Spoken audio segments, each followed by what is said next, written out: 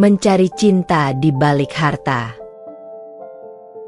Alia, seorang wanita sederhana yang bekerja sebagai pelayan di sebuah restoran mewah, tak pernah menyangka hidupnya akan berubah drastis ketika dia bertemu dengan Ardan, seorang pewaris kerajaan bisnis terkenal.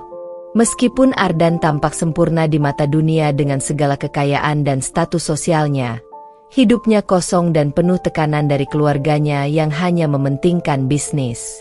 Ardan, yang lelah dengan orang-orang yang mendekatinya hanya karena hartanya, tertarik pada Alia karena kesederhanaannya.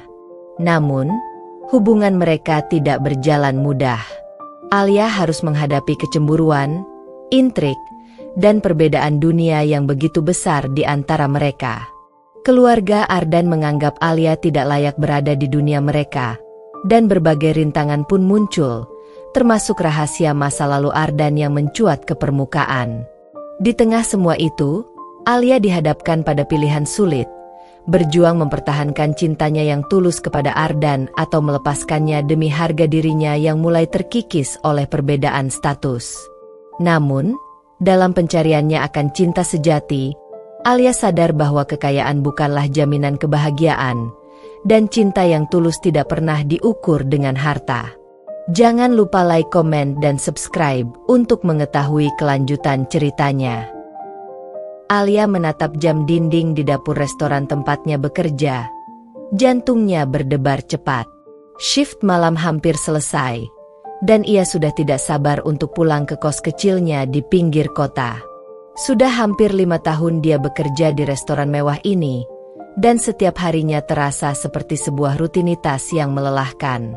Namun, ia tidak punya pilihan. Pekerjaan ini adalah satu-satunya sumber penghasilan yang ia miliki untuk menyambung hidup. Alia, tolong antar pesanan ke meja VIP. Suara bosnya, Pak Darman, tiba-tiba memecah lamunannya. Alia menghela napas pelan, mengambil nampan yang berisi makanan mahal yang tidak pernah terlintas dalam pikirannya untuk membeli. Dia melangkah keluar dari dapur menuju ruang VIP yang terletak di sudut paling mewah dari restoran itu. Ruangan ini hanya diperuntukkan bagi tamu-tamu kaya dan berpengaruh. Setiap kali ia masuk ke sana, Alia merasa seperti orang asing yang tersesat di dunia yang jauh dari jangkauannya. Lampu gantung kristal dan furnitur berlapis emas seolah mengintimidasi dirinya. Saat Alia membuka pintu ruang VIP, ia mendapati seorang pria muda sedang duduk sendiri di balik meja panjang.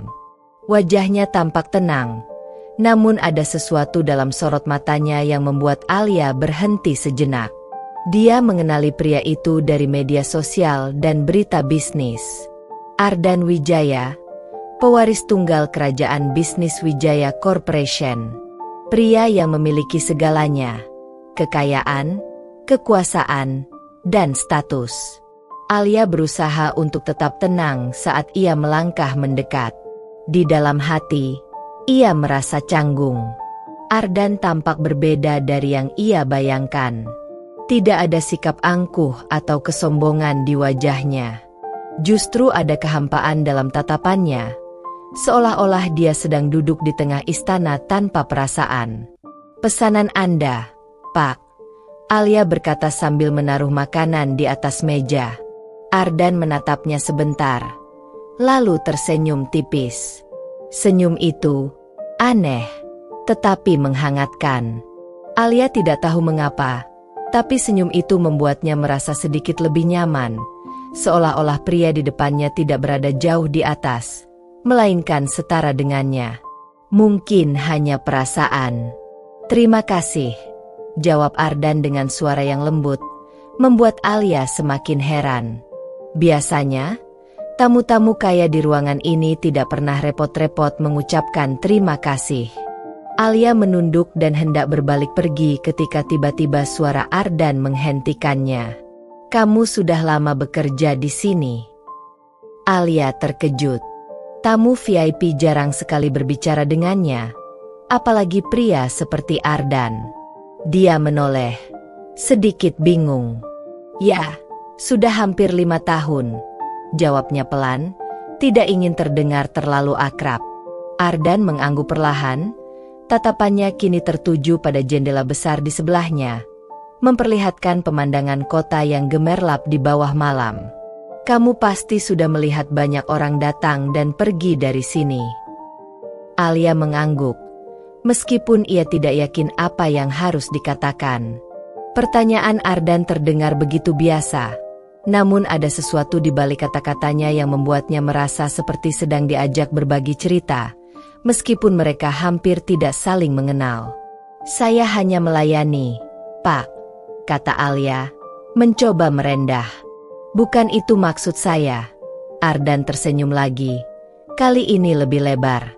Apa menurutmu orang-orang yang datang ke sini benar-benar bahagia? Pertanyaan itu membuat Alia tertegun. Ia tidak pernah berpikir tentang tamu-tamunya dalam konteks seperti itu. Apakah orang-orang kaya seperti Ardan benar-benar bahagia? Setiap malam, Alia melihat mereka menikmati makanan mahal, tertawa bersama rekan-rekannya, mengenakan pakaian mewah. Tapi, apakah kebahagiaan mereka hanya terlihat di permukaan? Saya tidak tahu, Pak. Alia akhirnya menjawab, jujur, saya tidak pernah memikirkan hal itu. Ardan menatapnya dengan tatapan penuh arti, seolah-olah ia melihat sesuatu di dalam diri Alia yang tidak bisa dilihat orang lain. Kamu beruntung. Alia mengerutkan kening. Beruntung. Ardan menghela napas panjang. Pandangannya masih tertuju ke jendela. Karena kamu tidak perlu berpura-pura bahagia. Kata-kata itu membuat hati Alia mencelos. Ia tahu hidupnya tidak sempurna. Jauh dari itu. Namun, ia tidak pernah membayangkan bahwa seseorang seperti Ardan, yang memiliki segalanya, merasa kosong di balik semua kilauan duniawinya. Setiap orang punya beban masing-masing, Pak, jawab Alia lembut. Ardan tersenyum lagi. Kali ini lebih tulus. Mungkin kamu benar. Alia merasa percakapan ini terlalu aneh, tetapi ia tidak bisa menyangkal bahwa ada sesuatu yang berbeda dalam diri Ardan. Dia bukan hanya seorang pria kaya yang sombong seperti yang sering ia lihat. Dia adalah seseorang yang sedang mencari, seperti dirinya, mencari sesuatu yang lebih dari sekadar harta dan kemewahan. Terima kasih atas makanan dan percakapannya, kata Ardan sambil berdiri. Alia buru-buru menunduk, tetapi sebelum ia sempat pergi, Ardan menyodorkan kartu namanya. Kalau suatu saat kamu ingin berbagi cerita lagi, hubungi saya. Alia ragu sejenak, tetapi akhirnya menerima kartu itu. Terima kasih, Pak. Setelah Ardan pergi, Alia berdiri diam di tengah ruangan mewah itu, masih memegang kartu nama di tangannya. Tidak pernah dalam hidupnya ia membayangkan akan berinteraksi dengan seseorang seperti Ardan Wijaya, apalagi menerima kartu namanya. Tapi malam ini, semuanya terasa berbeda. Alia merasa seperti telah melangkah ke dunia yang sama sekali baru, dunia di mana harta dan kekayaan bukanlah jaminan kebahagiaan. Dan mungkin, di balik semua itu, ada cinta yang lebih berharga dari apapun yang bisa dibeli dengan uang. Alia pulang malam itu dengan pikiran yang masih melayang.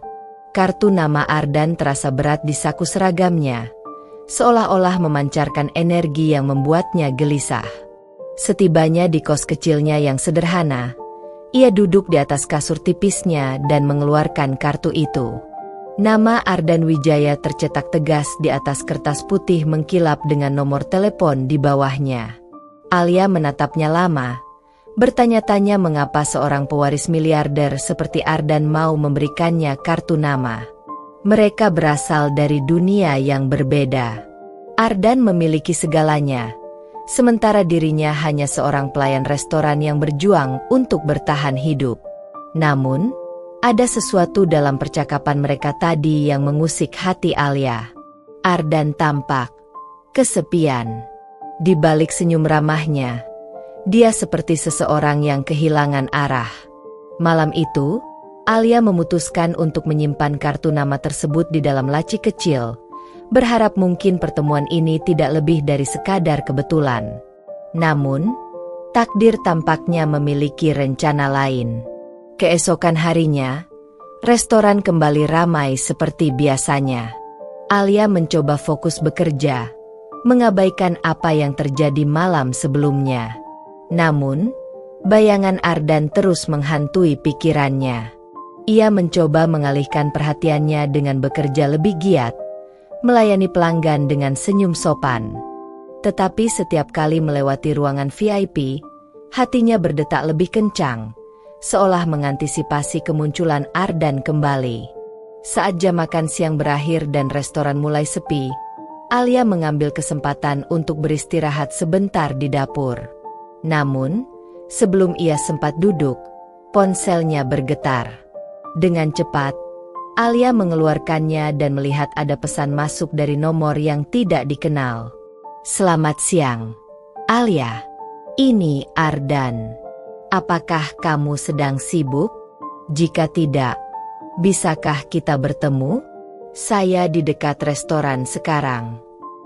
Alia tertegun. Rasanya tidak mungkin pria seperti Ardan benar-benar mengirim pesan kepadanya.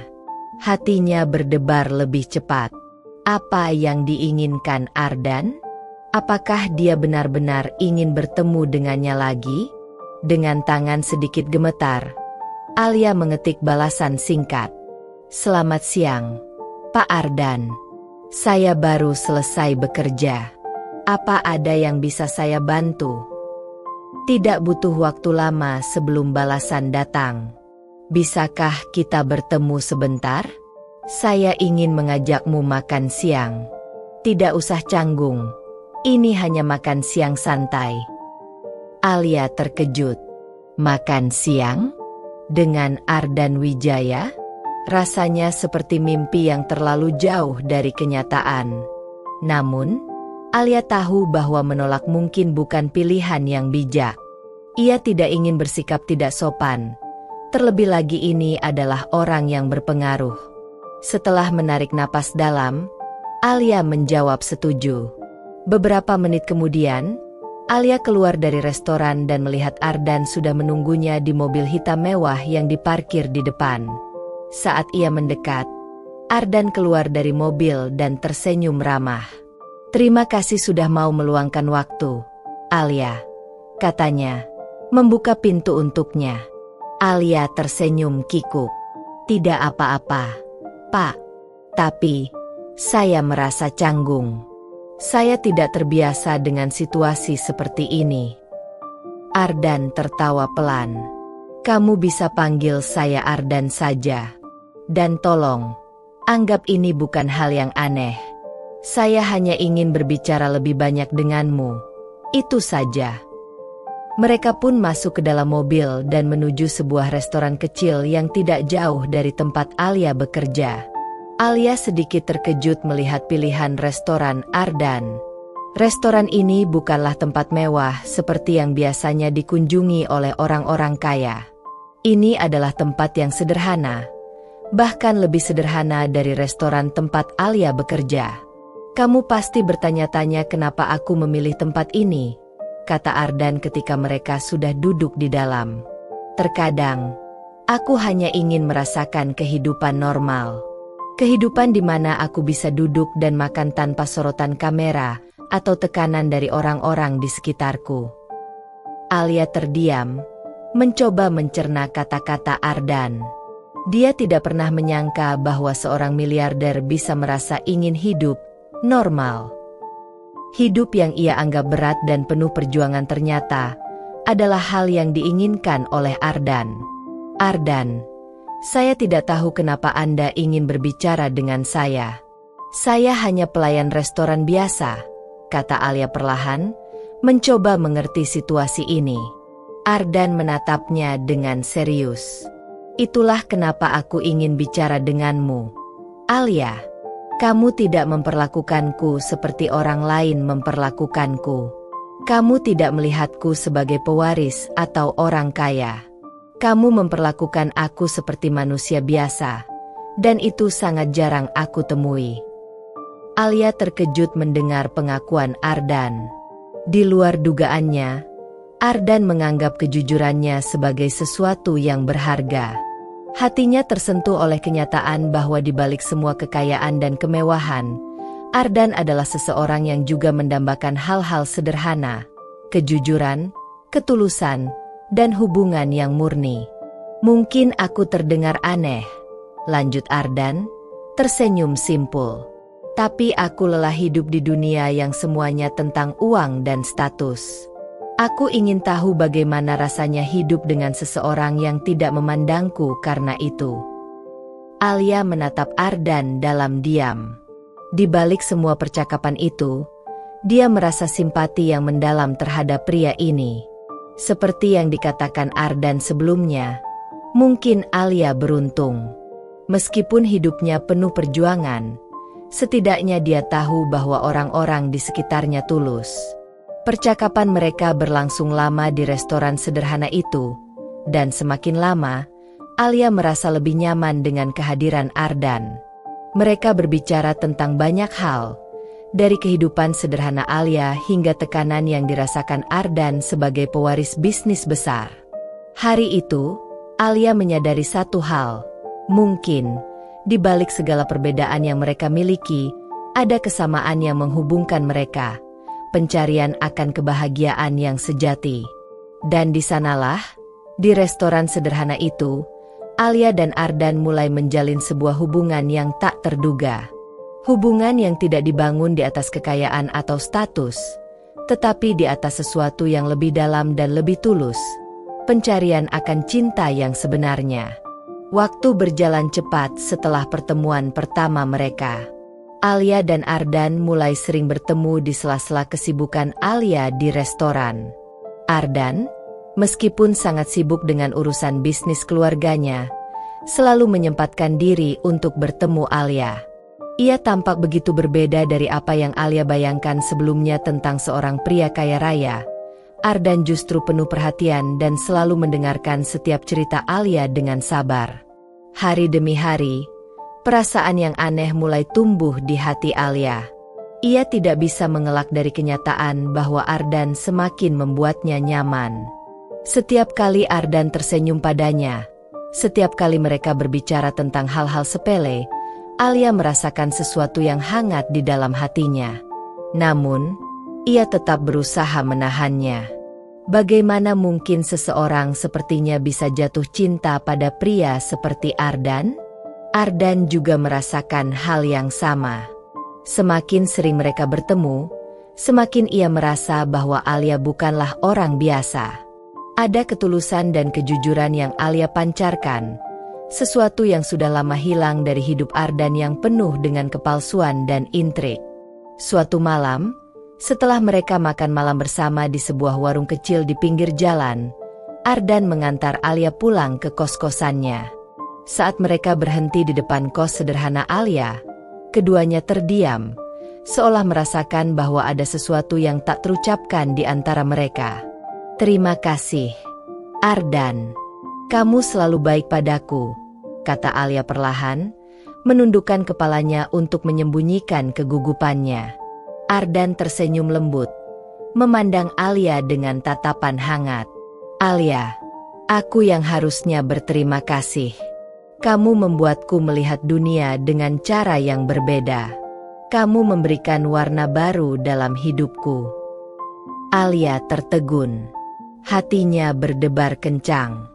Apakah ini perasaan yang sesungguhnya? Alia tidak berani menatap mata Ardan lebih lama. Ia tahu bahwa perasaan ini tidak mungkin. Dunia mereka berbeda. Tidak ada jalan bagi mereka untuk bersama. "Ardan, aku rasa kita terlalu berbeda. Dunia kita tidak sama. Aku hanya gadis biasa. Sementara kamu memiliki segalanya. Ini mungkin tidak akan berhasil." Ardan menggenggam tangan Alia dengan lembut, membuat jantung Alia berdegup lebih kencang.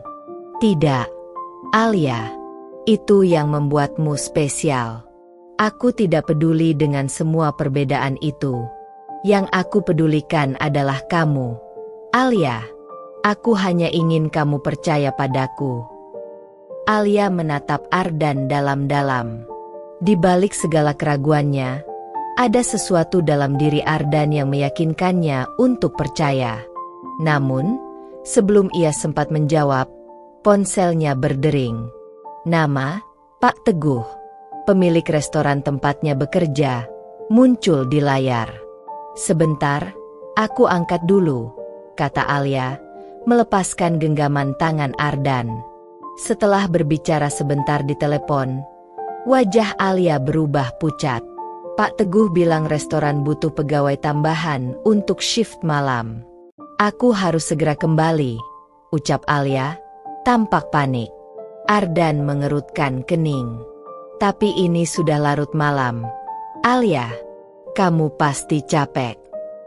Alia hanya bisa tersenyum tipis. Ini adalah tanggung jawabku. Ardan, aku harus pergi. Terima kasih sudah mengantarku. Sebelum Ardan sempat memprotes, Alia sudah melangkah keluar dari mobil. Ardan hanya bisa menatap punggung Alia yang menjauh dengan perasaan campur aduk. Ada kekhawatiran di hatinya, namun dia tidak ingin menghalangi Alia menjalani hidupnya sendiri. Di restoran, Alia berusaha fokus bekerja, namun pikirannya terus melayang ke pertemuannya dengan Ardan tadi. Ia tahu Ardan tulus, tetapi ada sesuatu yang masih membuatnya ragu. Mungkinkah perasaan ini nyata? Ataukah ini hanya ilusi yang akan berakhir menyakitkan? Saat ia sibuk merapikan meja, tiba-tiba seorang pria masuk dengan langkah cepat. Alia terkejut melihat siapa yang datang. Andra, teman dekat Ardan sekaligus orang yang mengelola beberapa bisnis keluarga Ardan, muncul dengan wajah serius. Alia mengenalnya dari cerita-cerita Ardan. Andra, ada apa? Tanya Alia dengan gugup. Andra mendekat, menatap Alia dengan pandangan tajam. Alia, aku datang untuk memberitahumu sesuatu yang penting. Kamu harus berhati-hati dengan Ardan. Alia terdiam. Maksudmu? Andra menghela napas panjang. Ardan bukan seperti yang kamu bayangkan. Dia punya tanggung jawab besar di keluarga, dan keluarganya tidak akan menerima hubungan yang tidak seimbang seperti ini. Aku tahu Ardan peduli padamu, tapi aku khawatir apa yang dia jalani sekarang hanya akan membawa masalah di kemudian hari. Kamu mungkin akan terluka. Kata-kata Andra mengguncang Alia. Benarkah yang dikatakan Andra? Apakah Ardan memang sedang bermain-main dengannya? Alia bingung. Hatinya dipenuhi keraguan. Ia tidak tahu harus percaya kepada siapa, Ardan atau peringatan dari Andra yang tampaknya tulus. Keesokan harinya, Alia memutuskan untuk tidak segera menemui Ardan. Ia butuh waktu untuk berpikir, untuk merenung apakah perasaannya kepada Ardan ini benar, atau hanya akan membawa luka di kemudian hari. Namun, Ardan tidak tinggal diam. Ketika Alia sedang bekerja di restoran, ponselnya kembali berdering. Kali ini, pesan dari Ardan muncul di layar. Alia, aku merasa ada sesuatu yang salah. Apa kamu baik-baik saja? Aku ingin bicara. Tolong, jangan menjauh. Alia terdiam membaca pesan itu. Hatinya bimbang. Namun, sebelum sempat membalas, Andra kembali datang ke restoran, kali ini dengan tatapan yang lebih serius. Alia, aku tahu Ardan mencoba menghubungimu. Tapi kumohon, pikirkan baik-baik sebelum kamu melibatkan dirimu lebih dalam dengan Ardan. Aku tidak ingin melihatmu terluka. Alia merasa terjebak di antara dua dunia. Satu sisi, Ardan membuatnya merasa hidup. Namun di sisi lain, ia takut akan risiko yang mungkin terjadi jika dunia Ardan tidak bisa menerima kehadirannya. Apakah cintanya pada Ardan sepadan dengan segala konsekuensi yang harus ia hadapi? Alia merasa berada di persimpangan jalan yang tak berujung. Setiap keputusan yang diambil tampaknya membawa risiko yang tidak kecil. Pesan dari Ardan terus terngiang di pikirannya, tapi begitu juga peringatan dari Andra yang tampaknya begitu serius. Alia tahu, hidup bersama Ardan tidak akan mudah. Dunia mereka sangat berbeda, dan meskipun Ardan telah menunjukkan ketulusan, Alia tidak yakin apa yang akan terjadi jika dia melangkah lebih jauh. Hari itu, Alia memutuskan untuk tidak membalas pesan Ardan dan terus fokus pada pekerjaannya di restoran. Namun, pikirannya tak pernah bisa benar-benar meninggalkan bayang-bayang Ardan. Saat sedang membereskan meja, tiba-tiba restoran menjadi lebih sepi dari biasanya. Satu demi satu pengunjung pulang, hingga akhirnya hanya tersisa beberapa orang. Tiba-tiba, pintu restoran terbuka, dan Ardan muncul dengan langkah cepat. "Alia, kenapa kamu menghindariku?" tanya Ardan tanpa basa-basi. Alia terkejut melihat Ardan datang langsung ke tempat kerjanya. Ia tidak tahu harus berkata apa. "Aku tidak menghindarimu, Ardan. Aku hanya butuh waktu," jawab Alia sambil menunduk, berusaha menyembunyikan kegelisahannya. Ardan menghela napas dalam-dalam, kemudian mengambil tempat duduk di hadapan Alia. "Kamu butuh waktu untuk apa? Apakah kamu ragu padaku, Alia?" Alia menatap Ardan dengan pandangan yang penuh kebingungan. "Aku tidak ragu padamu, Ardan. Tapi aku ragu pada dunia kita. Aku hanya gadis biasa, sedangkan kamu berasal dari keluarga yang besar, kaya, dan berpengaruh. Aku takut perasaan ini akan membawa luka nantinya." Ardan mengulurkan tangannya dan menggenggam tangan Alia erat. "Alia, aku tahu kamu merasa ragu, tapi aku tidak peduli dengan perbedaan itu. Kamu membuatku merasakan kebahagiaan yang belum pernah aku rasakan sebelumnya. Kamu spesial." Alia menatap mata Ardan, merasakan ketulusan dalam kata-katanya. Namun, sebelum Alia bisa menjawab, suara langkah kaki menghentikan percakapan mereka. Andra tiba-tiba muncul di restoran, wajahnya penuh kecemasan. "Ardan, kamu tidak seharusnya ada di sini. Keluarga kamu sudah tahu tentang Alia," ucap Andra dengan nada tegas. Ardan berdiri dan menghadapi Andra dengan wajah penuh determinasi. "Aku tidak peduli, Andra. Aku yang memutuskan siapa yang aku cintai, bukan mereka." Andra menggelengkan kepala. "Ardan, kamu tahu ini bukan soal keputusanmu saja. Keluarga kamu punya rencana besar untuk masa depanmu. Dan Alia, dia tidak termasuk dalam rencana itu. Ini bukan hanya tentang perasaanmu. Ini lebih dari itu." Alia merasakan udara di sekitar mereka semakin tegang. Ia tidak ingin menjadi sumber masalah dalam kehidupan Ardan, tapi hatinya sudah terlanjur terikat pada pria di depannya. "Ardan, mungkin Andra benar. Mungkin kita tidak seharusnya melanjutkan ini," kata Alia dengan suara lirih. Ardan memandang Alia dengan kekecewaan yang mendalam. "Kamu serius mengatakan itu, Alia? Setelah semua yang kita alami?" Alia merasakan air matanya mulai menggenang, tapi ia berusaha menahannya. "Aku hanya tidak ingin kamu terjebak dalam situasi yang akan menghancurkan kita berdua. Mungkin memang lebih baik kita berhenti sampai di sini." Namun, sebelum Ardan bisa merespons, tiba-tiba sebuah mobil mewah berhenti di depan restoran. Seorang pria berusia lanjut turun dari mobil dengan wajah dingin. Ardan langsung mengenalinya. Itu adalah Pak Budi, ayahnya. "Ayah." Ardan terkejut melihat ayahnya di sana. Pak Budi berjalan dengan anggun menuju mereka, lalu menatap Alia dengan tatapan tajam sebelum memalingkan wajahnya kepada Ardan. "Aku sudah dengar tentang Alia. Kamu benar-benar membuat keputusan yang sangat bodoh, Ardan." Ardan mengepalkan tangannya. Aku tidak peduli. Ayah, ini hidupku. Pak Budi tertawa kecil dengan nada dingin. Hidupmu?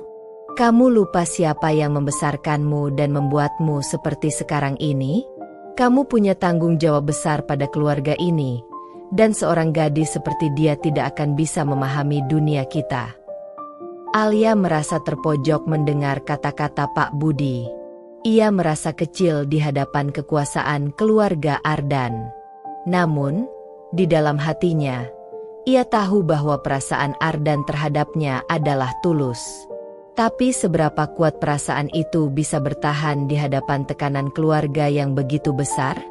Ardan menggertakkan giginya, berusaha menahan emosinya.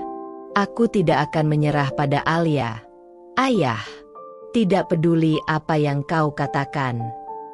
Pak Budi menatap putranya dengan mata penuh kebencian yang tersembunyi di balik ketenangan wajahnya. Kalau begitu, kamu akan kehilangan segalanya. Mulai sekarang, kamu bukan lagi bagian dari keluarga ini. Kata-kata itu menghantam Ardan seperti palu yang memukul keras di hatinya. Alia bisa melihat keterkejutan di wajah Ardan. Namun pria itu tidak menunjukkan tanda-tanda akan mundur. Kalau begitu, biarkan aku hidup dengan pilihanku sendiri, jawab Ardan dengan suara penuh tekad. Pak Budi menggelengkan kepala dengan tatapan penuh kekecewaan. Kamu akan menyesal, Ardan. Kamu akan menyesal telah memilih gadis ini daripada keluarga dan kekayaanmu. Setelah mengucapkan kata-kata itu, Pak Budi berbalik dan berjalan kembali ke mobilnya, meninggalkan Ardan dan Alia dalam kebisuan. Andra pun tidak bisa berkata-kata, hanya berdiri dengan perasaan campur aduk. Alia merasa seluruh dunia berputar di sekelilingnya. Ardan baru saja menolak keluarganya demi dirinya, dan ia tidak yakin apakah itu keputusan yang tepat. Alia, Ardan memanggil lembut, mencoba meraih tangannya lagi. Aku tahu ini sulit, tapi aku tidak bisa hidup tanpamu. Aku rela kehilangan segalanya, asalkan aku tetap bersamamu. Alia menatap Ardan dengan mata yang penuh air mata. Ardan, aku tidak ingin kamu kehilangan semuanya hanya karena aku. Ardan tersenyum lembut. Kamu adalah segalanya bagiku. Keluarga dan kekayaan itu tidak akan berarti apa-apa jika aku tidak bisa bersamamu. Di tengah kebingungan dan tekanan yang melanda, Alia harus mengambil keputusan. Haruskah ia menerima cinta Ardan, meskipun itu berarti menghancurkan hubungan Ardan dengan keluarganya? Ataukah ia harus mundur dan melepaskan pria yang telah begitu tulus mencintainya, demi kebaikan Ardan? Alia menatap Ardan, dan di dalam hatinya, ia tahu bahwa keputusan yang akan ia ambil akan mengubah hidup mereka berdua selamanya. Malam itu, Alia tak bisa tidur. Pikirannya dipenuhi oleh kejadian di restoran, saat Ardan dengan berani menantang ayahnya dan memilihnya di atas segalanya.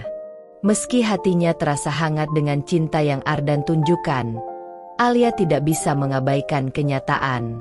Ardan telah mengorbankan seluruh hidupnya, keluarganya, kekayaannya, bahkan masa depannya, untuk dirinya, seorang gadis biasa yang bahkan tidak yakin pada masa depannya sendiri.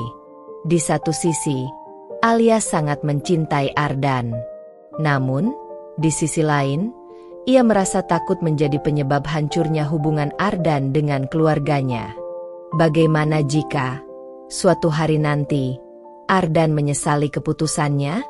Alia menatap keluar jendela kamarnya, memperhatikan rintik hujan yang perlahan turun. Suara tetesan air di atas atap seperti memantulkan kekacauan di hatinya. Keesokan harinya, Alia memutuskan untuk berbicara dengan Ardan. Ia tidak bisa terus membiarkan semuanya berjalan tanpa solusi yang jelas. Ardan telah berani melawan keluarganya demi cinta mereka, dan sekarang giliran Alia untuk menentukan arah hubungan mereka.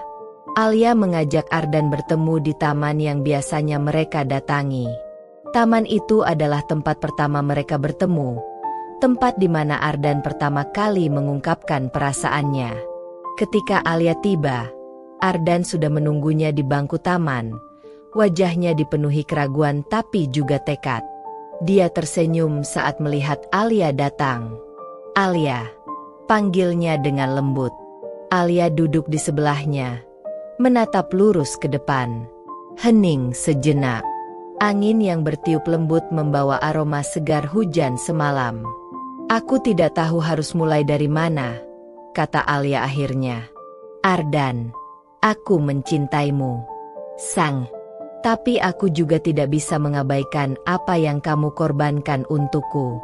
Aku tidak ingin kamu menyesal di kemudian hari." Ardan mengerutkan keningnya, lalu menggenggam tangan Alia erat. "Aku tidak akan menyesal, Alia. Aku memilihmu dengan hati penuh. Keluarga dan harta benda itu, mereka tidak sebanding dengan perasaanku padamu. Aku bisa hidup tanpa semuanya itu, tapi aku tidak bisa hidup tanpamu." Alia menghela napas panjang. "Tapi Ardan, kamu berasal dari dunia yang berbeda denganku. Dunia di mana kekayaan dan nama keluarga sangat berarti. Aku takut suatu hari kamu akan merasa terbebani oleh keputusan ini. Keluarga memang penting, tapi mereka tidak bisa mengatur hidupku selamanya. Dan jika aku harus memilih antara kebahagiaanku dengan mereka, aku akan selalu memilihmu. Apa yang kita miliki jauh lebih berharga daripada kekayaan mereka." Mendengar kata-kata itu, Alia merasa hatinya semakin berdebar. Di dalam dirinya, ia tahu Ardan benar-benar tulus. Tapi ia masih merasakan ketakutan itu. Perjalanan ini akan penuh dengan badai, dan ia tidak yakin apakah dirinya cukup kuat untuk menghadapi semuanya. Namun sebelum Alia bisa membalas kata-kata Ardan, tiba-tiba terdengar deru mesin mobil yang sangat familiar. Sebuah mobil mewah berhenti di depan taman, dan dari dalamnya keluar sosok yang tidak asing. Nadia, tunangan yang dijodohkan oleh keluarga Ardan. Nadia berjalan dengan anggun mendekati mereka. Senyum sinis terlukis di wajahnya. "Jadi ini gadis yang kamu pilih daripada keluargamu, Ardan?" katanya sambil menatap Alia dari ujung kepala hingga ujung kaki dengan pandangan merendahkan. Ardan berdiri dan melangkah maju untuk melindungi Alia. "Nadia, ini bukan urusanmu. Aku sudah memutuskan hubungan kita. Tidak ada yang tersisa antara kita." Nadia tertawa kecil. "Kamu pikir segalanya sesederhana itu, Ardan? Kamu mungkin bisa meninggalkanku. Tapi keluargamu? Apakah kamu benar-benar siap hidup tanpa dukungan mereka? Kamu pikir gadis biasa ini bisa memberimu kehidupan yang sama?" Alia berdiri, meski lututnya gemetar. "Nadia, aku tidak pernah meminta Ardan untuk memilihku. Dia yang membuat keputusan ini, dan aku menghormati itu. Jika kamu punya masalah, bicaralah dengan Ardan, bukan denganku." Nadia mendekat ke Alia, menatapnya dengan dingin. "Kamu mungkin berpikir dia mencintaimu sekarang, tapi percaya padaku, cinta tidak akan bertahan lama di bawah tekanan. Keluarga Ardan akan menghancurkanmu. Alia, kamu tidak akan pernah bisa melarikan diri dari bayangan mereka." Alia merasakan ketegangan semakin memuncak. Tapi Ardan segera melangkah maju dan menarik Nadia menjauh. "Cukup, Nadia. Kamu tidak tahu apa yang kami alami. Ini bukan tentang keluarga atau kekayaan. Ini tentang aku dan Alia, dan kamu tidak akan mengerti itu." Nadia terdiam sejenak, sebelum akhirnya berkata dengan penuh keyakinan, "Kamu akan menyesali ini, Ardan. Dan ketika kamu melakukannya, aku akan ada di sana, menyaksikan kehancuranmu." Setelah mengatakan itu, Nadia berbalik dan berjalan pergi dengan langkah penuh percaya diri. Meski ia telah pergi, ancamannya masih terasa menggantung di udara. Alia menatap Ardan dengan perasaan campur aduk. Ardan, aku tidak tahu apakah aku kuat menghadapi semua ini. Ardan mendekati Alia, menangkup wajahnya dengan lembut. Kamu tidak sendirian, Alia. Kita akan melalui ini bersama. Apapun yang terjadi, aku ada untukmu. Alia menatap mata Ardan yang penuh keteguhan. Di dalam dirinya, ia merasa bahwa badai memang akan datang. Tapi untuk pertama kalinya, ia mulai percaya bahwa mungkin, hanya mungkin, cinta mereka cukup kuat untuk menghadapi semuanya. Namun, jauh di lubuk hatinya, Alia juga sadar bahwa perjuangan mereka baru saja dimulai. Nadia bukanlah satu-satunya ancaman. Keluarga Ardan, kekuatan mereka, dan dunia yang berbeda dari yang Alia kenal, semuanya masih menjadi bayangan gelap yang menanti di kejauhan. Di saat seperti ini, Alia hanya bisa berharap bahwa cintanya pada Ardan mampu menuntunnya melewati semua rintangan. Tapi jalan yang harus mereka tempuh masih panjang dan penuh ketidakpastian. Badai besar itu mungkin akan segera datang, dan mereka berdua harus siap menghadapi apapun yang terjadi. Malam itu, Alia duduk di tepi ranjang, menatap keluar jendela kamar. Hatinya berdebar.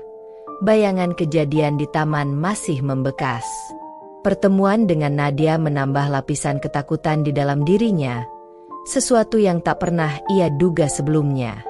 Ancaman Nadia jelas, dan Alia tidak bisa menyangkal bahwa ada kebenaran di dalam kata-katanya. Keluarga Ardan memang memiliki kekuasaan yang tidak bisa diremehkan. Namun, tekad Alia untuk bersama Ardan semakin kuat. Cinta mereka sudah diuji berkali-kali, dan dia tidak akan mundur sekarang. Tapi Alia juga tahu, menghadapi keluarga Ardan bukanlah hal yang bisa ia lakukan dengan perasaan semata. Ia butuh strategi. Keesokan harinya, Alia dan Ardan bertemu lagi di apartemen sederhana yang mereka sewa bersama.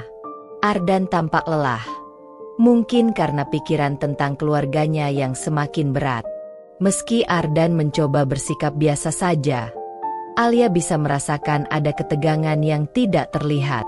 Ardan, kata Alia dengan suara pelan, namun tegas. Kita tidak bisa terus begini. Nadia dan keluargamu jelas tidak akan tinggal diam. Mereka akan terus menekan kita. Ardan menatapnya. Matanya penuh keraguan. Aku tahu, Alia. Tapi aku tidak akan membiarkan mereka mengusik hidup kita. Aku akan melindungimu, apapun yang terjadi. Alia menggenggam tangan Ardan. Aku tahu kamu akan melakukan apapun untuk kita. Tapi aku juga tidak ingin hanya duduk diam dan menunggu masalah datang. Kita harus bersiap. Apa maksudmu? Ardan terlihat bingung. Alia menarik napas panjang, mencoba menenangkan hatinya sebelum mengungkapkan rencananya. Kita harus berpikir jauh ke depan.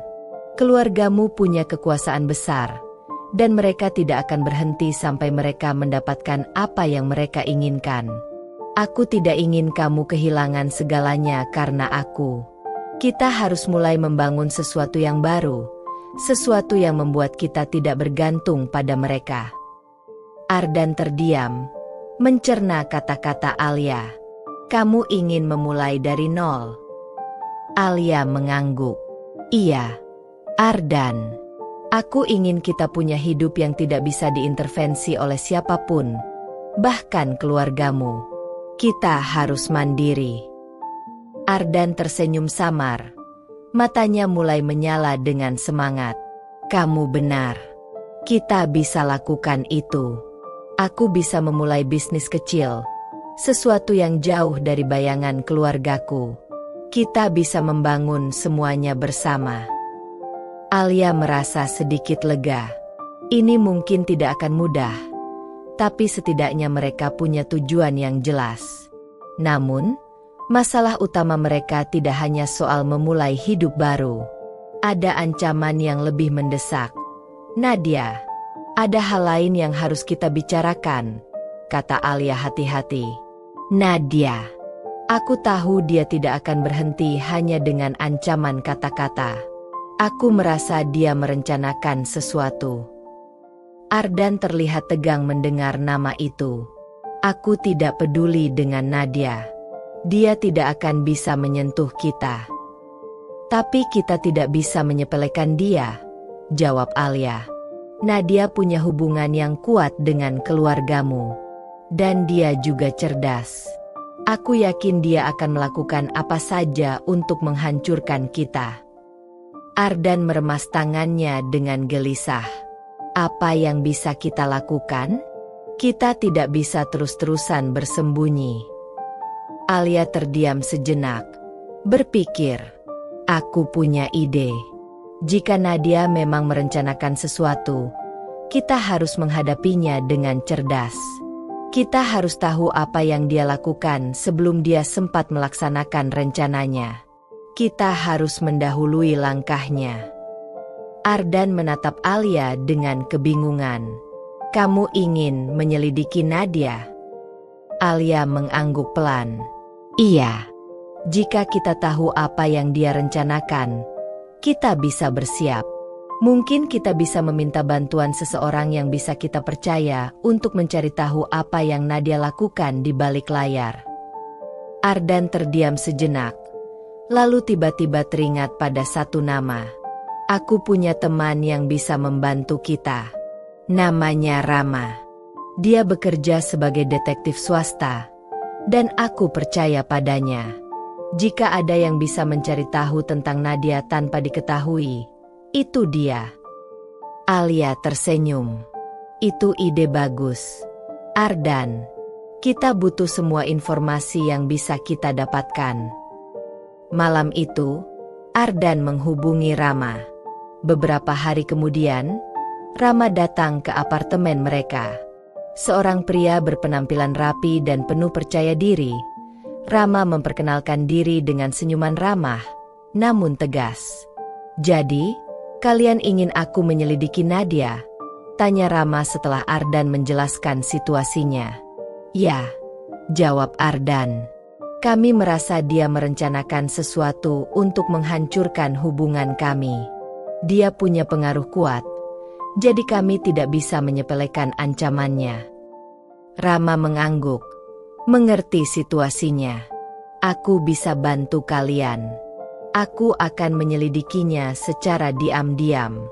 Tapi perlu diingat, ini mungkin butuh waktu. Kalian harus sabar.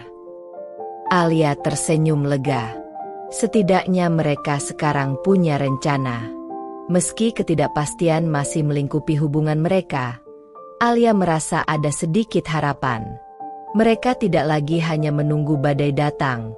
Mereka bersiap menghadapinya. Namun, yang tidak Alia sadari, di tempat lain, Nadia telah memulai langkah pertamanya. Dalam kesunyian, ia menyusun rencana yang jauh lebih gelap dan rumit daripada yang pernah mereka bayangkan. Nadia tahu betul bahwa cinta bisa menjadi kekuatan besar, tapi kekuasaan itu adalah senjata yang lebih tajam.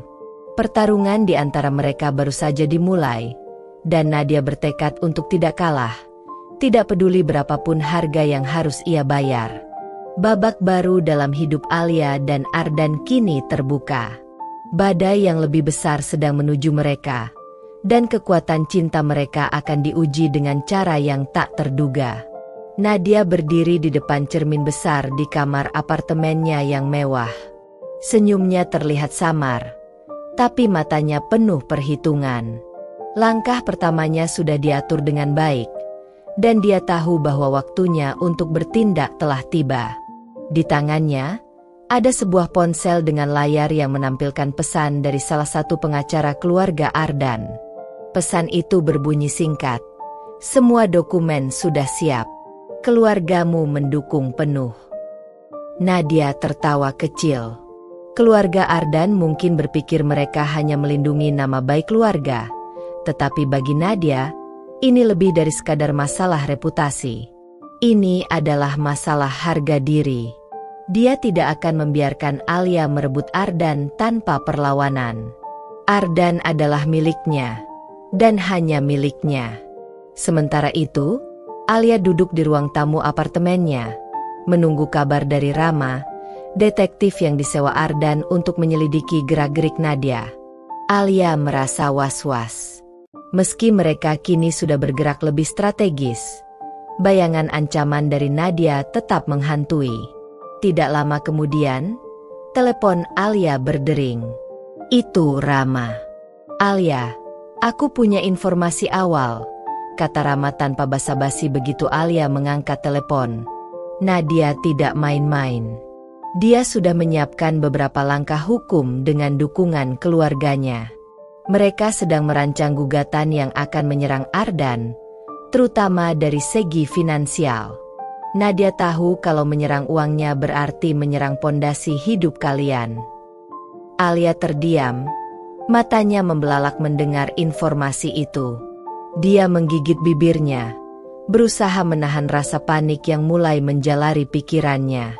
Jadi, mereka akan mencoba menghancurkan Ardan secara finansial. "Benar," jawab Rama.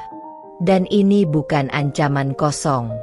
Keluarga Ardan sangat berkuasa, dan mereka bisa menghancurkan segalanya jika mereka mau."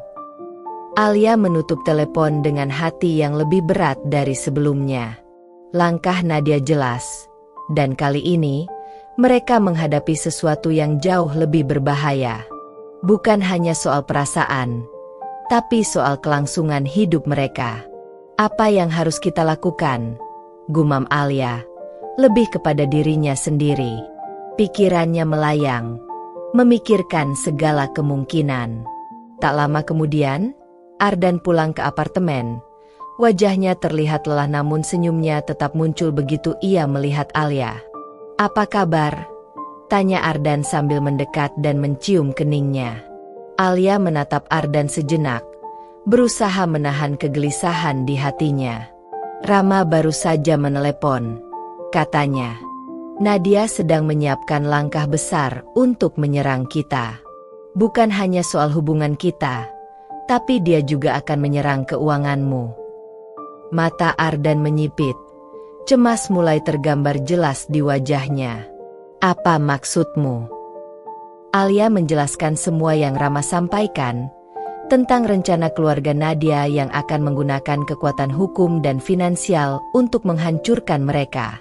Ardan duduk dengan tangan di rambutnya, mengusap wajahnya dengan frustrasi. "Aku tahu mereka bisa keras," kata Ardan dengan nada pelan. "Tapi aku tidak menyangka mereka akan menyerangku seperti ini." Alia meraih tangan Ardan. "Kita harus siap, Ardan.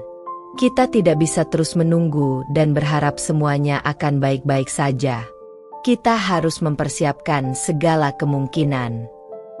Ardan mengangguk, tetapi Alia bisa merasakan ketegangan yang menggantung di antara mereka. Meski mereka mencintai satu sama lain, masalah yang mereka hadapi jauh lebih besar daripada yang pernah mereka bayangkan. Di sisi lain, Nadia melangkah masuk ke sebuah restoran mewah di pusat kota. Dia memiliki pertemuan dengan seorang pria yang sangat penting untuk langkah berikutnya. Pria itu adalah Fahri, seorang pengacara ulung yang terkenal mampu memanipulasi hukum untuk memenangkan kliennya. "Terima kasih sudah meluangkan waktu untuk bertemu," kata Nadia dengan senyuman penuh percaya diri, duduk di kursinya sambil melepaskan mantelnya. Fahri, yang mengenakan setelan rapi, mengangguk pelan sambil membetulkan kacamata di wajahnya. "Selalu senang bekerja dengan keluarga berpengaruh seperti milikmu, Nadia. Jadi, bagaimana aku bisa membantumu?" Nadia mengeluarkan sebuah amplop dari tasnya dan meletakkannya di meja. "Aku ingin kau memastikan bahwa Ardan tidak memiliki jalan keluar. Dia mungkin telah meninggalkanku, tapi dia tidak akan lolos begitu saja. Aku ingin kau menghancurkannya secara hukum, dan aku tidak peduli berapa banyak uang yang harus aku keluarkan." Fahri membuka amplop itu dan melihat dokumen-dokumen di dalamnya. Senyum tipis muncul di wajahnya. Ini akan memerlukan beberapa langkah taktis. Tapi aku yakin kita bisa membuatnya tidak berdaya. Aku akan mulai mengurus semuanya. Nadia tersenyum puas. Bagus. Aku ingin dia kehilangan segalanya. Tidak hanya Alia, tapi juga hidupnya yang sekarang. Langkah pertama Nadia sudah mulai dijalankan. Dan meski Alia dan Ardan mencoba melawan, Nadia tidak berniat berhenti sampai mereka hancur. Waktu berjalan dengan cepat. Rama terus bekerja di belakang layar untuk menyelidiki lebih dalam mengenai rencana Nadia, sementara Ardan mencoba mencari jalan keluar. Tapi setiap hari yang berlalu, tekanan semakin besar. Mereka tahu bahwa pertarungan ini akan membutuhkan lebih dari sekadar cinta untuk bertahan. Alia mencoba menjaga ketenangannya, tapi dalam hatinya, dia tahu mereka sedang berjalan di atas tali yang rapuh. Satu langkah salah, dan segalanya bisa runtuh. Namun, di tengah semua ketegangan itu, Alia memiliki satu kelebihan yang mungkin tidak disadari Nadia. Ia adalah seseorang yang tidak mudah menyerah.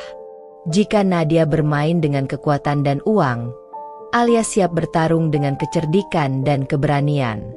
Ardan, kata Alia suatu malam, menatap mata suaminya dengan tekad yang bulat. Kita akan melewati ini. Aku tidak akan membiarkan Nadia memenangkan pertarungan ini. Kita akan berjuang bersama. Ardan meremas tangannya, merasakan dorongan baru dalam dirinya. Aku percaya padamu, Alia, dan kita akan menang. Pertarungan antara cinta dan kekuasaan kini mencapai babak baru. Dengan setiap langkah Nadia yang semakin dekat, Alia dan Ardan harus bersiap untuk bertempur di medan yang tidak pernah mereka bayangkan sebelumnya. Mereka bukan lagi hanya sepasang kekasih. Mereka adalah pejuang yang harus melindungi cinta dan hidup mereka dari kehancuran yang akan datang. Malam itu, Alia dan Ardan duduk di ruang tamu apartemen mereka. Kecemasan tak terucap menggantung di antara mereka. Meski mereka saling berjanji untuk berjuang bersama, ancaman dari Nadia semakin nyata dan mendekat. Mereka sadar, setiap keputusan yang mereka ambil kini bisa menjadi penentu masa depan hubungan mereka. Alia tidak bisa tidur dengan tenang. Pikiran tentang rencana licik Nadia terus menghantui benaknya. Pukul 3 dini hari, Alia duduk di meja kerjanya, mencoba menyusun strategi. Dia memutuskan untuk bertemu seseorang yang bisa membantunya. Rika, seorang pengacara yang tidak hanya cerdas tapi juga sangat paham taktik permainan hukum keluarga elit. Alia dan Rika telah bersahabat sejak lama, dan meski Rika sering terlibat dalam kasus-kasus keluarga kelas atas, Alia tahu dia bisa diandalkan. Pagi harinya, Alia duduk di sebuah kafe kecil yang tenang. Rika datang tepat waktu, seperti biasanya. Dengan rambut hitam panjang yang selalu rapi dan aura tenang yang memancar darinya, Rika terlihat siap mendengarkan. Alia, kamu kelihatan lelah. Apa yang terjadi? Tanya Rika sambil menyesap kopinya. Alia menarik napas dalam. Nadia sedang berusaha menghancurkan Ardan, dan aku tahu dia akan menyerang dari sisi finansial. Aku butuh bantuanmu, Rika. Dia menggunakan pengacara keluarganya yang terkenal licik, Fahri. Rika tersenyum tipis. Ah, Fahri. Aku sudah pernah bertemu dengannya di beberapa kasus. Dia memang cerdas, tapi dia juga terlalu percaya diri. Apa yang kamu butuhkan, Alia? Kita bisa melawan ini, tapi kita perlu langkah yang tepat. Alia menjelaskan rencana yang dia dengar dari Rama dan menjelaskan kekhawatirannya tentang bagaimana Nadia akan menggunakan hukum sebagai senjata untuk menghancurkan Ardan. Rika mendengarkan dengan seksama, membuat catatan di kepalanya. Baiklah, Alia. Aku akan mulai dengan memeriksa semua celah yang mungkin bisa kita gunakan untuk melawan serangan hukum dari Nadia. Selain itu, kita bisa mengambil pendekatan preventif, memastikan bahwa aset-aset Ardan terlindungi. Kami akan pastikan mereka tidak bisa diambil dengan mudah. Alia merasa sedikit lega mendengar strategi yang Rika tawarkan. Ini adalah langkah pertama yang jelas dalam pertarungan panjang ini. Di sisi lain kota, Nadia duduk di ruang kerjanya dengan tatapan penuh kepuasan. Di depannya, Fahri sedang mempresentasikan rencana serangan berikutnya. Mereka sudah menemukan celah dalam kontrak bisnis yang dimiliki Ardan, dan celah itu bisa digunakan untuk melemahkan posisinya. Langkah pertama kita adalah membekukan sebagian aset Ardan melalui gugatan ini, kata Fahri, menunjuk ke beberapa dokumen di atas meja. Dia tidak akan bisa menggunakan uangnya untuk melawan kita jika kita menghancurkan fondasi finansialnya terlebih dahulu. Nadia tersenyum puas. Bagus. Aku ingin dia menderita. Fahri, aku ingin dia merasakan bagaimana rasanya kehilangan segalanya. Tapi di balik kepuasan itu, Nadia tidak sadar bahwa Alia sudah mulai bergerak. Alia bukan hanya perempuan yang diam menunggu. Dia punya senjata yang sama kuatnya. Dan sekarang dia sudah menemukan sekutu yang tepat. Minggu berikutnya, Ardan menerima surat panggilan pengadilan. Nadia sudah mengajukan gugatan untuk membekukan sebagian asetnya. Namun, berbeda dari yang dipikirkan Nadia, Ardan tidak terlihat panik. Alia, dengan bantuan Rika, sudah mengamankan sebagian besar aset mereka, memindahkan dana-dana penting ke rekening yang tidak terjangkau oleh langkah hukum Nadia. Saat Ardan pulang ke apartemen setelah bertemu dengan pengacara yang mengurus dokumen-dokumen hukumnya, Alia menyambutnya dengan senyum percaya diri. Kita akan baik-baik saja, kata Alia sambil memeluk Ardan. Rika sudah memastikan bahwa kita selangkah di depan. Ardan, yang tadinya tertekan dengan semua tekanan ini, merasakan ketenangan yang baru. Kamu luar biasa, Alia. Aku tidak tahu apa yang harus kulakukan tanpa kamu. Mereka berdua tahu, ini bukan akhir dari pertempuran. Tapi sekarang, mereka sudah lebih siap. Alia bukan lagi hanya menjadi pelindung cintanya, tapi juga benteng yang melindungi seluruh hidup mereka dari serangan brutal Nadia. Malam semakin larut, dan Nadia duduk sendiri di kamarnya. Ada rasa kemenangan dalam hatinya setelah surat pengadilan dikirimkan, tapi dia tidak tahu bahwa Alia dan Ardan sudah mempersiapkan langkah mereka. Tiba-tiba, ponselnya berdering. Itu pesan dari Fahri. Nadia membuka pesan itu, dan apa yang dia baca membuat jantungnya berdebar. Ada perkembangan baru. Mereka sudah memindahkan aset. Kita harus merubah strategi. Nadia mencengkeram ponselnya dengan marah. Alia rupanya bukan lawan yang mudah. Tapi Nadia belum mau menyerah. Jika serangan hukum ini tidak berhasil, dia punya rencana lain. Dan kali ini, dia akan memastikan Alia merasa kalah. Di sisi lain, Alia tetap tenang. Dia tahu, ini baru permulaan dari perang panjang yang akan mereka hadapi. Tapi satu hal yang Alia yakini, dia tidak akan membiarkan Nadia merebut kebahagiaannya. Ardan dan Alia akan bertarung bersama, apapun yang terjadi. Pertarungan antara dua wanita kuat ini baru saja dimulai. Masing-masing memiliki senjata dan strategi mereka sendiri, dan hanya waktu yang akan menentukan siapa yang akan keluar sebagai pemenang. Beberapa hari setelah surat panggilan dari pengadilan diterima, suasana di apartemen Alia dan Ardan mulai berubah. Meskipun Alia berhasil memberikan perlindungan awal dengan bantuan Rika, ketegangan terus meningkat. Nadia semakin agresif, dan rasa frustasinya tampak jelas dalam setiap gerakannya. Di satu sisi, Nadia terobsesi untuk memenangkan perang ini, sementara di sisi lain, Alia mempersiapkan diri untuk menghadapi setiap langkah licik mantan istri Ardan tersebut. Di pagi yang kelabu, Alia duduk di ruang kerjanya, menatap daftar pengeluaran yang harus mereka amankan. Rika terus memberinya informasi tentang rencana hukum Nadia, dan semakin banyak Alia belajar tentang cara permainan ini berjalan, semakin ia yakin bahwa Nadia bukan hanya berusaha menghancurkan Ardan, dia ingin menguasai hidup mereka sepenuhnya. Namun, Alia bukan orang yang mudah dijatuhkan. Ia punya kekuatan yang tumbuh dalam diam, dan rencana yang sudah mulai dijalankan perlahan tapi pasti. Dengan dukungan dari Rika, Alia sudah menyusun langkah-langkah untuk melindungi lebih banyak aset mereka, termasuk aset tersembunyi yang Nadia tidak pernah tahu. Di saat yang sama, Nadia tak tinggal diam. Dia menghubungi kenalan lamanya, seorang mantan detektif swasta bernama Hario, yang ahli dalam mengumpulkan informasi yang tersembunyi. Hario dikenal memiliki kemampuan untuk menggali rahasia yang paling tersembunyi sekalipun. "Nadia, apa yang sebenarnya kau inginkan?"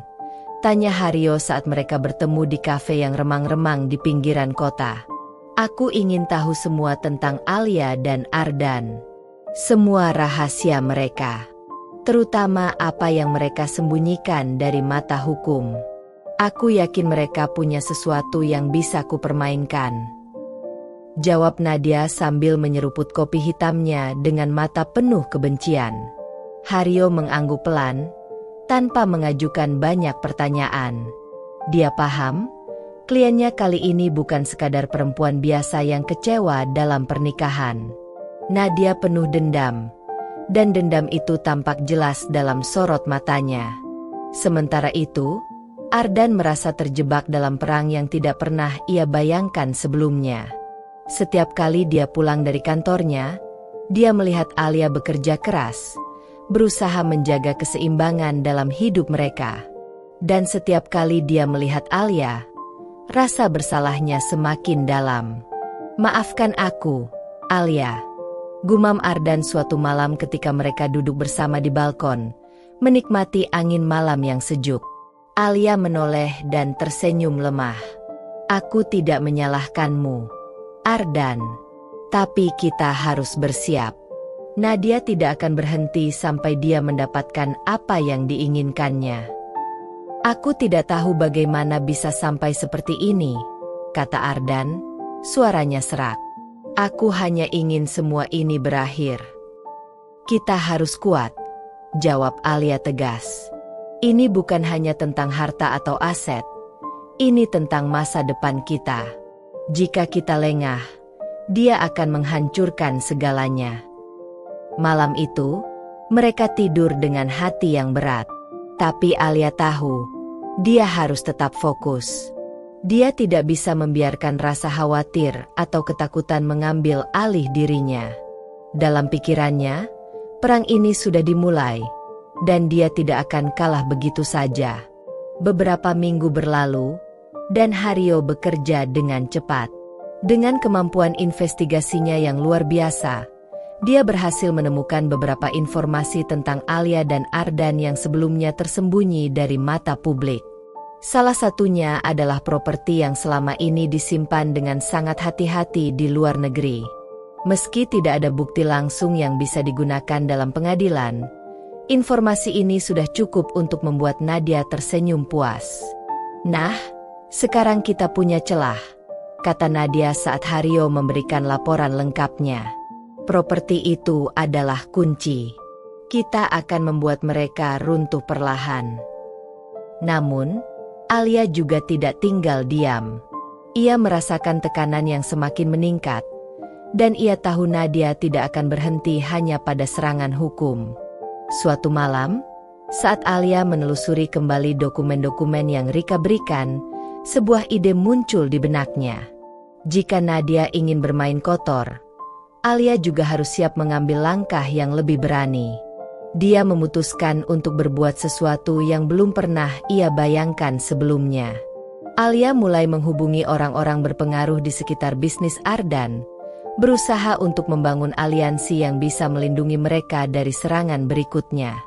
Ia tahu, jika Nadia terus menggunakan pengadilan untuk melawan mereka, Kekuatan di luar sistem hukum bisa menjadi benteng yang tak tertembus. Di tengah ketegangan ini, pertemuan tak terduga terjadi. Siska, seorang pengusaha wanita yang dulunya bersahabat dengan Nadia, tiba-tiba muncul di kantor Alia. Siska, yang sudah lama meninggalkan lingkaran pergaulan Nadia, membawa kabar mengejutkan. Alia, aku tahu Nadia sedang mencoba menjatuhkan kalian. Tapi ada sesuatu yang harus kamu ketahui.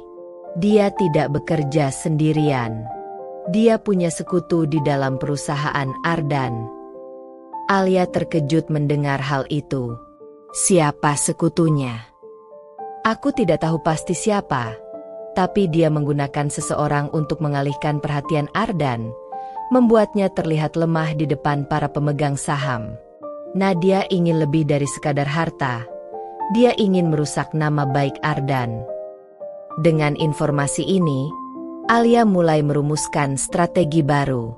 Nadia mungkin memiliki sekutu di dalam perusahaan, tapi Alia tahu dia juga bisa menemukan celah untuk melawan. Malam itu, saat mereka duduk bersama, Alia membisikkan rencana barunya pada Ardan. Ardan, kita harus bergerak cepat. Nadia ingin menjatuhkanmu bukan hanya melalui aset, tapi juga kariermu. Kita harus menghentikannya sebelum dia menghancurkan segalanya. Ardan mendengarkan dengan seksama, kali ini tidak hanya sebagai suami, tapi juga sebagai rekan yang bertekad untuk bertarung demi masa depan mereka. Pertempuran antara Alia dan Nadia semakin panas. Masing-masing pihak mulai mempersiapkan serangan yang lebih mematikan. Dan di antara taktik, strategi, dan pengkhianatan, satu hal menjadi jelas. Ini bukan hanya soal harta, tapi juga soal kehormatan, cinta, dan masa depan. Perang ini baru saja dimulai. Setelah pertemuan dengan Siska, Alia merasa ada satu kesempatan terakhir untuk melawan Nadia sebelum semuanya hancur. Malam itu, Alia mulai mengerahkan semua kekuatan yang dimilikinya. Ia menghubungi pengacara terbaik, membentuk tim untuk melawan gugatan yang dilayangkan Nadia, dan mempersiapkan strategi besar untuk mengamankan aset mereka. Nadia mungkin punya sekutu dalam perusahaan, tapi Alia punya sesuatu yang lebih kuat, kecerdikan dan keberanian. Di sisi lain, Nadia semakin yakin dengan kemenangannya. Dengan informasi yang ia dapat dari Hario dan sekutunya di perusahaan Ardan, ia merasa hampir berhasil menekan Ardan dan Alia hingga ke titik terendah. Namun, ia lupa bahwa Alia bukan perempuan biasa. Alia lebih kuat daripada yang ia kira. Dalam beberapa minggu, Alia dan Ardan bekerja keras untuk memulihkan situasi mereka. Ardan mulai mencurigai rekan bisnis terdekatnya yang mungkin menjadi sekutu Nadia. Bersama Alia, dia mulai melakukan perombakan besar di dalam perusahaan, mencopot orang-orang yang berpotensi mengkhianatinya. Mereka tak lagi bermain defensif, melainkan mengambil alih kendali. Nadia, yang mulai merasakan tekanan balik, semakin agresif. Dia mempercepat proses gugatan, berusaha menutup setiap peluang yang dimiliki Ardan. Di tengah ketegangan ini, Alia mengungkap satu fakta yang bisa mengubah segalanya. Nadia ternyata memiliki utang besar yang selama ini disembunyikan. Dalam diam, Alia menggunakan informasi ini untuk merancang serangan balik yang akan menghancurkan Nadia secara finansial. Ini saatnya, Ardan, kata Alia suatu malam. Kita sudah cukup bertahan. Sekarang kita serang balik. Ardan mengangguk. Ia tahu bahwa langkah ini berisiko, tapi dengan Nadia yang sudah hampir di ambang kehancuran, ini adalah kesempatan emas untuk menghentikan perang ini. Di pengadilan, pertarungan hukum semakin memanas. Alia, dengan bukti kuat tentang keuangan Nadia, mulai menggoyahkan posisi Nadia di hadapan hakim. Pengacara Alia mempresentasikan bukti-bukti yang menunjukkan bahwa Nadia berusaha menutupi utangnya dengan berusaha menguasai aset Ardan. Hakim mulai meragukan niat Nadia, dan perlahan, Nadia kehilangan kepercayaan dari pengadilan. Saat Nadia merasa posisinya semakin terpojok, Hario, detektif swasta yang sebelumnya membantu Nadia, tiba-tiba berhenti bekerja untuknya. Hario menyadari bahwa Nadia sudah tidak bisa dipercaya dan mulai berbalik arah. Di akhir persidangan, keputusan yang mengejutkan jatuh. Gugatan Nadia ditolak, dan Nadia diputuskan harus membayar semua utangnya.